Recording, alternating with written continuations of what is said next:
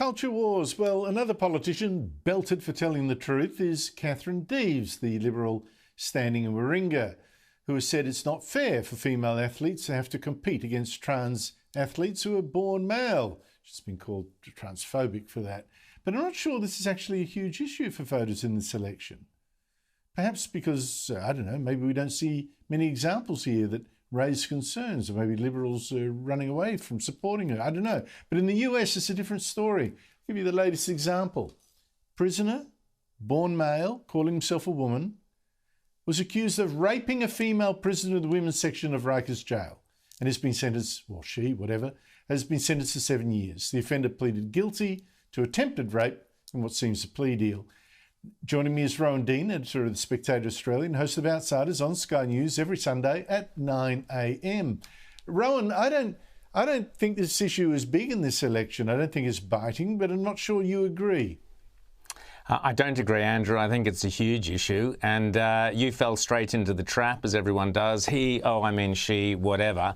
Everyday Australians, mainstream Australians, loathe this political correctness, loathe this kind of attempt to pretend that 2 + 2 = 5 and that men are women and boys are girls and all the rest. They absolutely loathe it.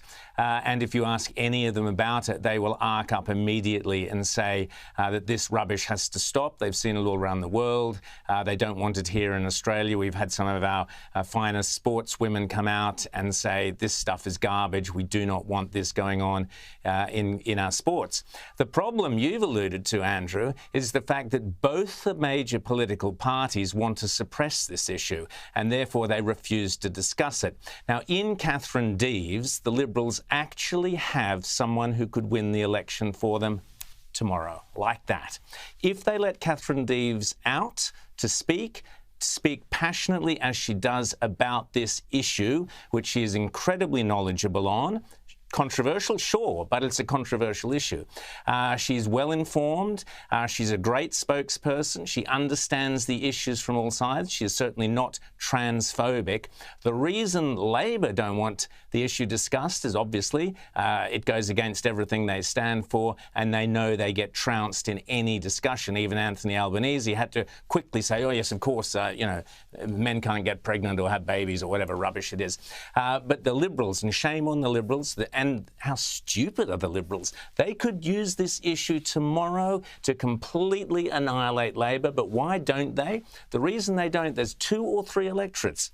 There's Wentworth in Sydney, there's North Sydney, Trent Zimmerman, so you've got Dave Sharma, Trent Zimmerman, Tim Wilson down in Melbourne. There are a couple of electorates where there are very, very heavy LGBTIQ communities. And by the way, many gay people, many gay people, lesbians and gays are absolutely opposed to this militant trans agenda. That's a different story. But within these particular electorates, they're terrified to mention it. So Scott Morrison and his group of quislings who are his advisors have buckled down. They've silenced Katherine Deves. They've let her have, one little interview on SBS when the mainstream media out there begging to hear her point of views. They clamped down on her, so she's been silenced by the Liberal Party. Labor don't want to touch it with a barge pole. Hey, presto, as we see all the time, the media manages to disappear an issue which average Australians are passionate about, Andrew.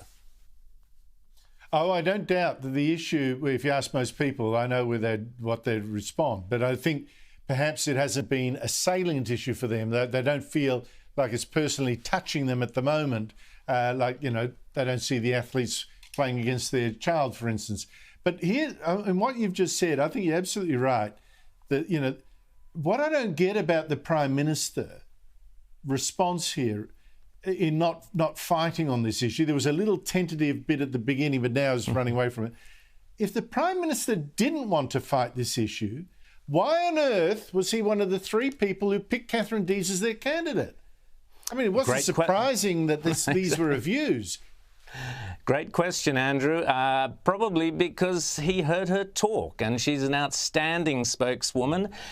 She's, as I said, passionate and articulate and well-informed about the issue. So he would have been the same as anybody else who has heard Katherine Deves speak and gone, wow, this person is really interesting and really impressive. She's one of the best performers the Liberals have. To not use her and to silence her and to smother her, let me tell you what a mistake you guys are making. It's weird. It's like picking a champion AFL footballer as your candidate and saying, by the way, never mention football. You know, it's so weird. I don't get it. It is.